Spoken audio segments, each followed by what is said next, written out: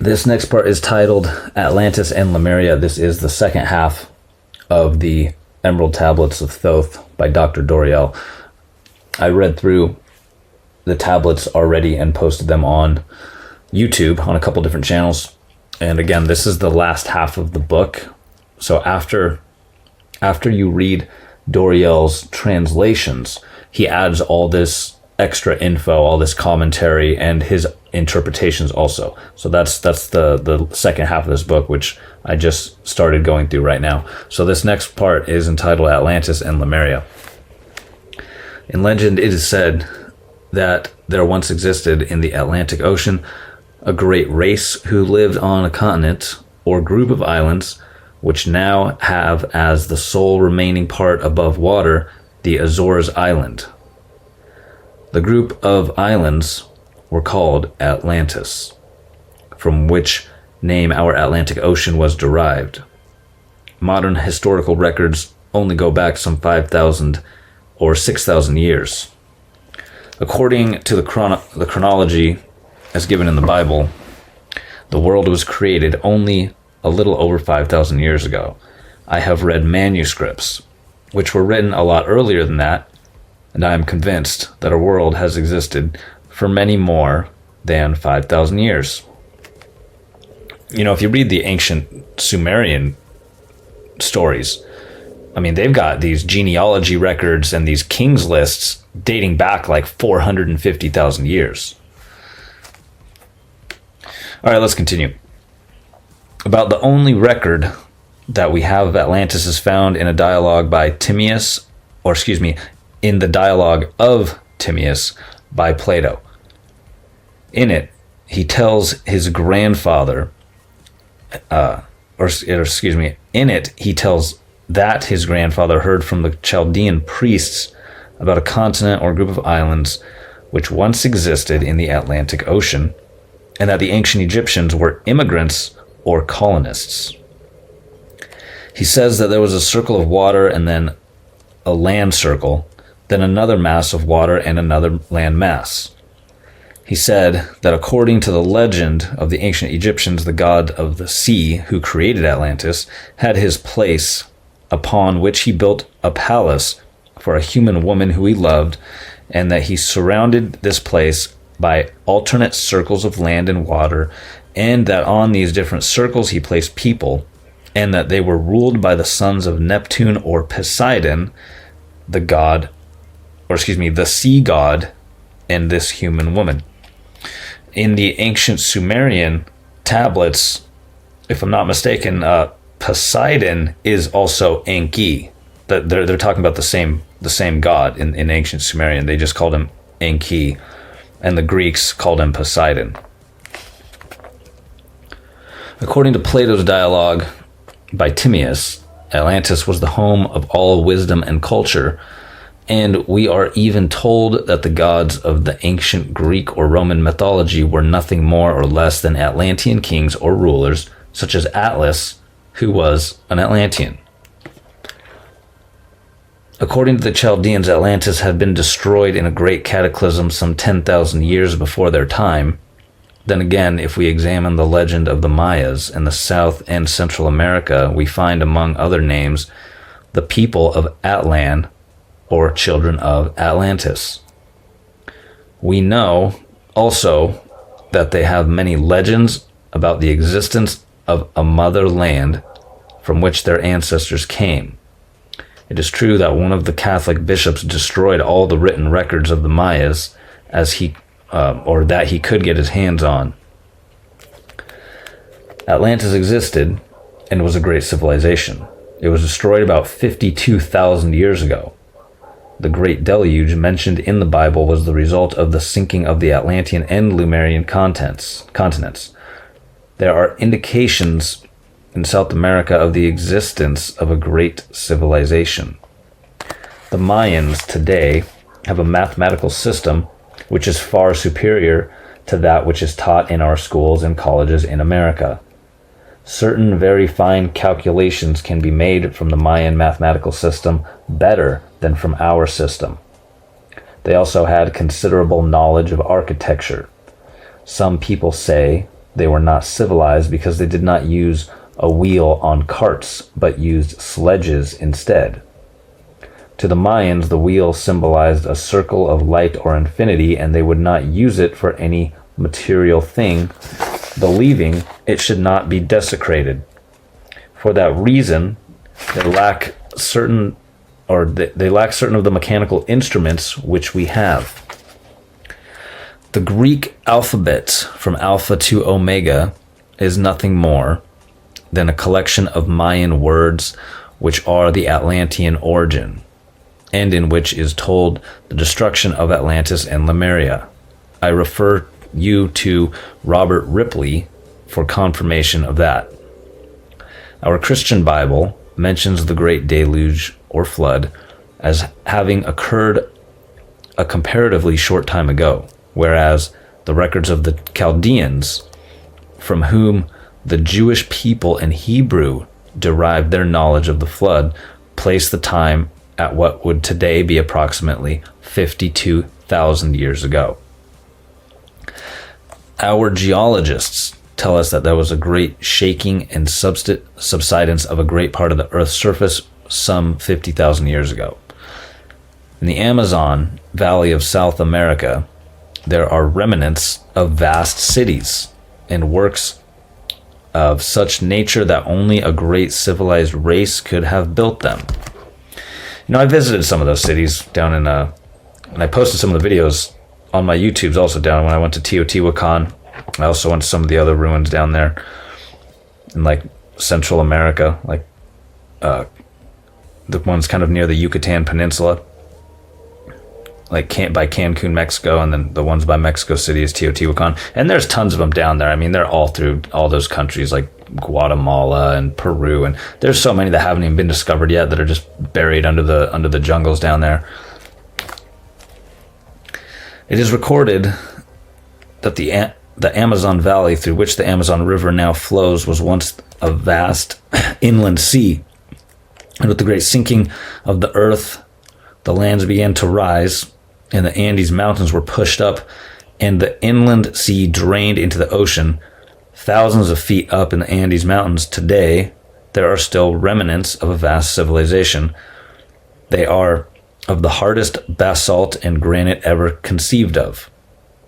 One building still stands, and it is so eroded by time that every carving on it has entirely vanished. No archaeologist or scientist has ever attempted to explain that place, nor the origin of the great engineering work just outside of that ancient city, which is a canal large enough, wide enough, and originally deep enough for one of our biggest battleships to pass through. It is pushed up and goes over the mountains, and every few hundred feet it is broken and then goes on and up again.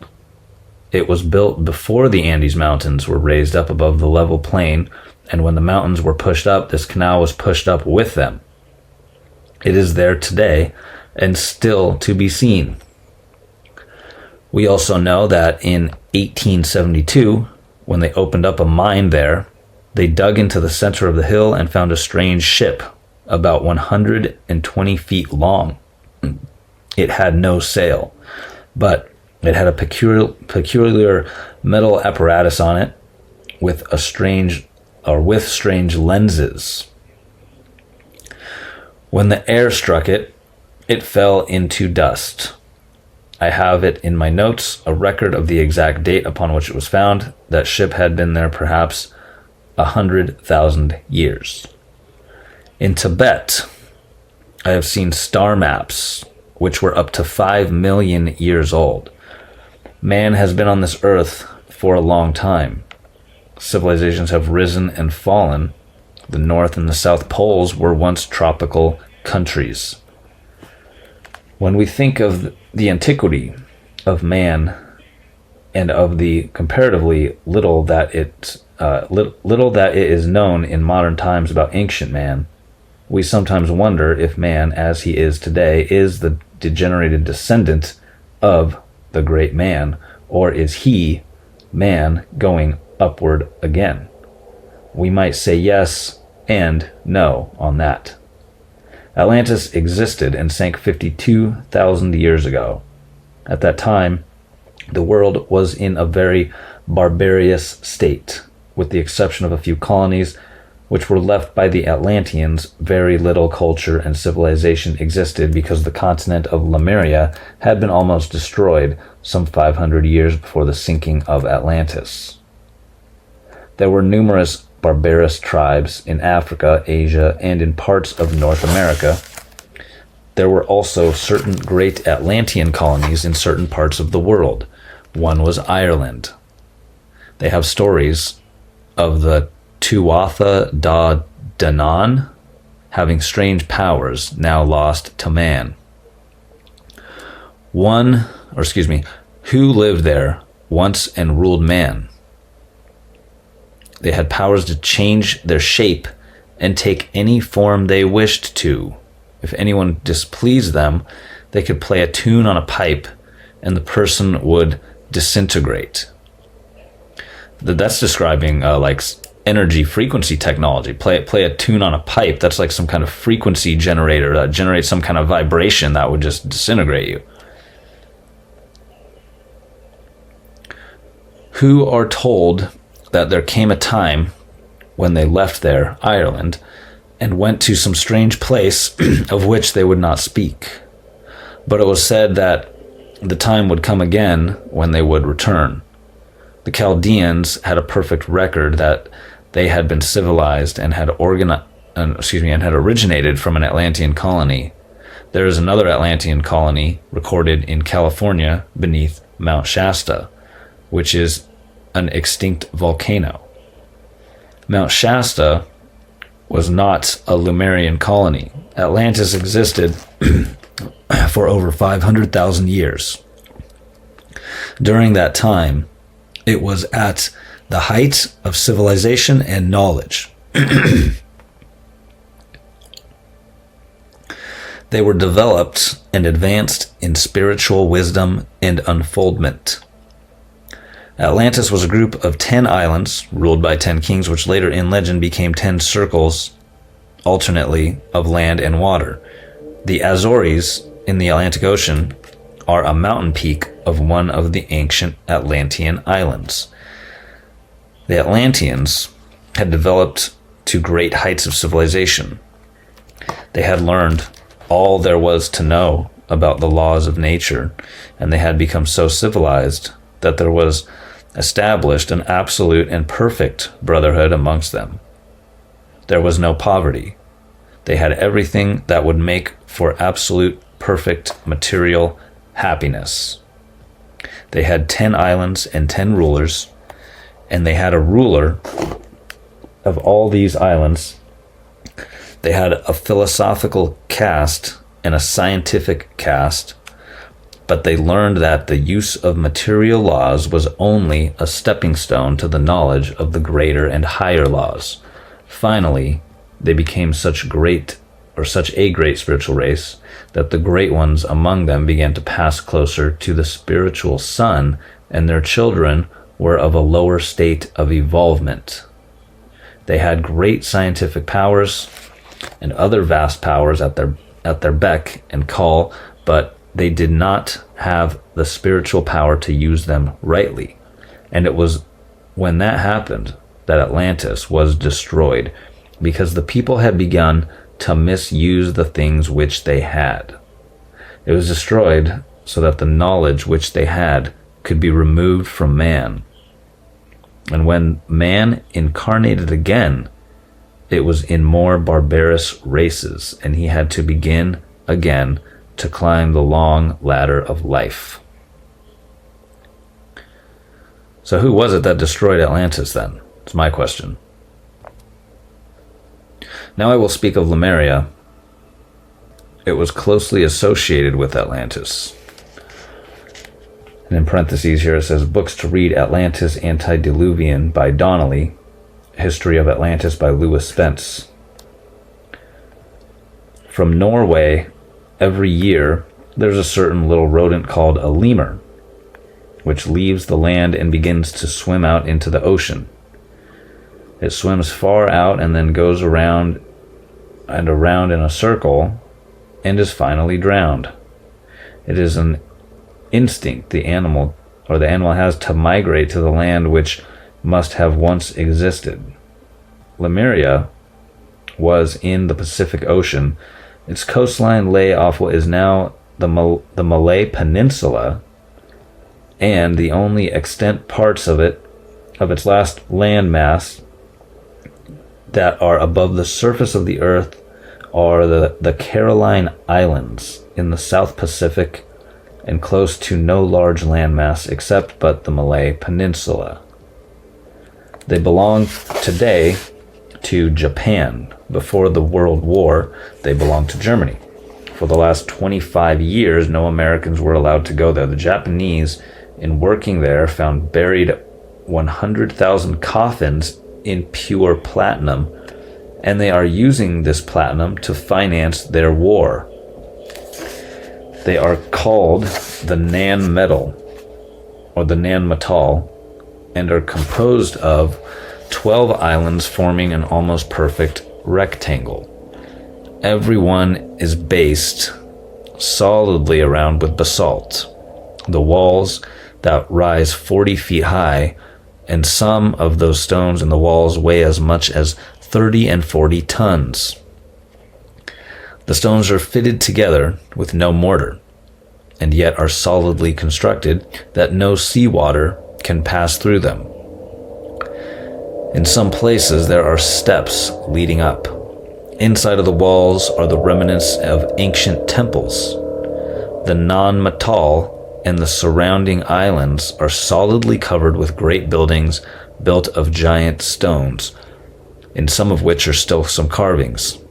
These buildings are so enormous that it has been estimated by competent archaeologists that the population of that area must have been somewhere between 4.5 and 5 million people. In other words, a city almost as large as London in an area of 2,000 square miles, where today there are less than 50,000 people, and today there is not enough land and food products raised in an area of 2,000 square miles to feed even a small part of the vast population which once must have inhabited the city.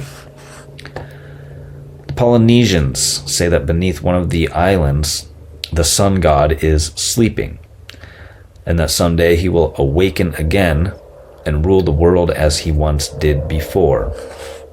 It is said that the entrance to this underworld is found in the temple of the sun god. At certain times of the month when the moon is full, no Polynesian will approach, for during that time it is said that there comes up from below a sound of voices chanting, and there is a certain ritual, and if a person is on the island at that time, he is taken and never seen again. A number of white men have evidence that there is such a sound coming up from below. The 4 who have been known to stay during the full of the moon did not stay there the whole 3 nights. These Caroline Islands were known to the ancients as the mountain peaks of Lemuria, and on the mountain the great temples and city are built. You can see the mountain down as far as you can and look into the water, and divers have found buildings 150 feet down. It is said that once a city of more than 40 million people. We are told that it was from this particular place that the moon was born. The moon is a child of the earth.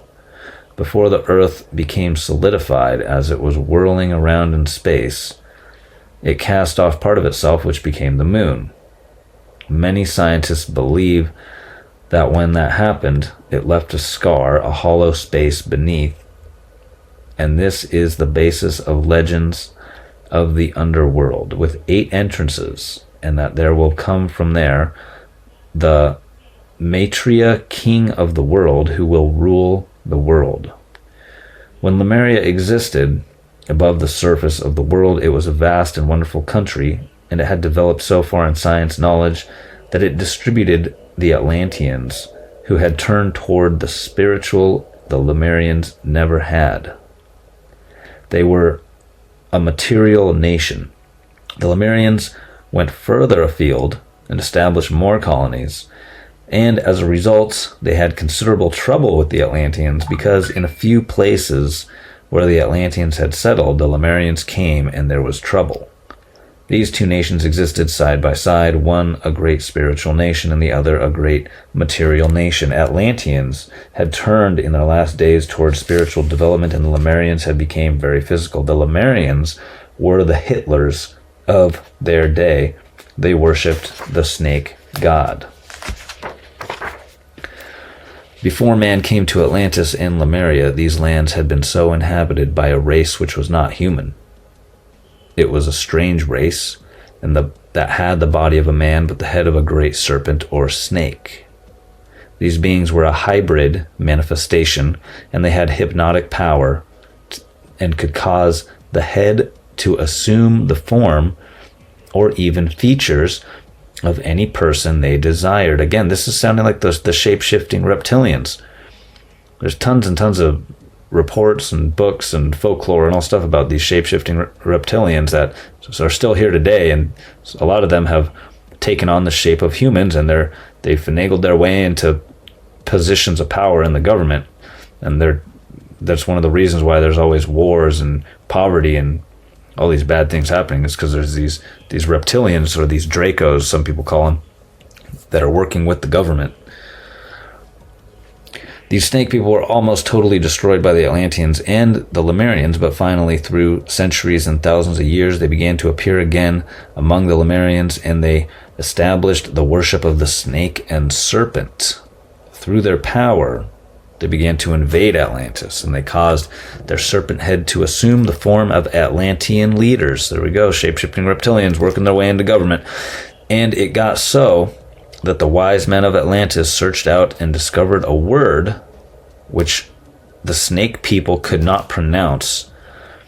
And every 6 months, the rulers of the people were called before the people and told to pronounce the word in which only human lips could pronounce.